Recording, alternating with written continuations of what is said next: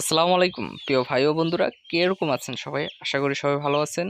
এই যে দেখতেছেন এখানে কিছু সিমেন্ট দিয়ে বালু গুলাইছি। এই যে সিমেন্টের বস্তাটা, এই সিমেন্ট দিয়ে বালু গুলানোর কারণ হয়েছে আমার যে মুরগির খামারটা আছে সেই খামারটায় আমি মুরগি নিচে ছাড়বো, খাঁচা থেকে মুরগি নিচে ছাড়বো মানে মাটিতে। এখন মাটিতে ছাড়ার জন্য আমার প্রোটেকশন দরকার, কারণ মুরগি জানি বাইরে না হতে পারে এবং কি বাইরে থেকে জানি কোনো কিছু আক্রমণ না করতে পারে। সেই জন্য আমি নিচে একটা প্লাস্টিকের নেটের বেড়া দিছি। আর এই বেড়া দেওয়ার কারণে কি হবেটা হয়েছে যে অন্য কোনো যদি মানে প্রাণী আছে যে প্রাণীগুলো আক্রমণ করে ওই প্রাণী থেকে মুরগিগুলো বাঁচতে পারবে। যেরকম কুকুর, তারপর শিয়াল, এই প্রাণী থেকে বাঁচার জন্য এই মুরগির চারো সাইডে যে ফাউন্ডেশনটা আছে সেটা আমি মোড়া যে প্লাস্টিকের আছে নেট আছে সেই নেটটা দিলাম। আর নেটে কিছু গত কইরা দিছি, গত কইরা ওই জায়গায় ঢালাইটা দিছি। এই কারণে সিমেন্ট গোলাইতেছিলাম। তো দেখতেই আছেন আমার খামারের চারপাশের অংশটা কতটুকু নিয়ে আমি এই খামারটা করছি। এই খামারটা পরিত্যক্ত একটি জায়গা ছিল, সেই জায়গাটা আমি পরিষ্কার করে এখানে আমি মুরগির একটি খামার তৈরি করছি। এখানে মুরগি পালন করতেছি, আলহামদুলিল্লাহ ভালো।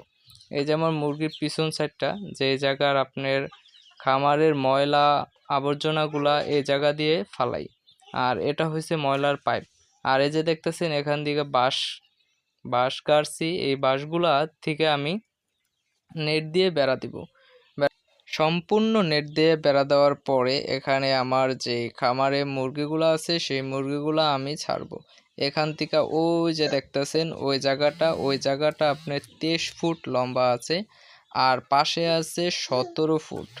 23 ফুট এবং 17 ফুট লম্বায় আমি এখানে মুরগি পালন করব। মুরগির খাঁচা মানে যে খামারের খোয়ারটা, এই খোয়ারটা আমি উপরে দিয়েছি প্রায় 2 হাতের মতো। কারণ 2 হাতের মতো উপরে দেওয়ার কারণ হয়েছে এখান থেকে যাতে মুরগির খামারের নিচ দিয়েও মুরগিগুলা হাঁটাচলা করতে পারে। এই যে দেখতেছেন এটা হয়েছে আমার মুরগির যে খামার, এখানে আমি মুরগি রাখি, রাত্রে মুরগিগুলা এখানে থাকে। এই যে এই জায়গাটা দিয়া যাতায়াত করতে হয়, এই জায়গাটা দিয়ে এদিকে যাবে। আর এই যে দেখতেছেন যে হলুদ নেটগুলা, এই নেটগুলা দিয়ে আমি চারোপাশ বেড়া দেব। এখানে আরও অনেক কাজ আছে, এই কাজগুলো সম্পূর্ণ করার পরে কত টাকা খরচ গেল এই এই খামারে চারো সাইড বেড়া দিতে সেই বিষয়ে আরেকটা ভিডিও আমি করব। আর এই যে দেখতেছেন আলহামদুলিল্লাহ আমার মুরগিগুলা খুবই সুস্থ আছে। এখন এই সুস্থ মুরগিগুলাকে যদি আমি মাটিতে ছাড়তে পারি আরও সবচেয়ে বেটার হবে এই মুরগির বৃদ্ধির কারণে।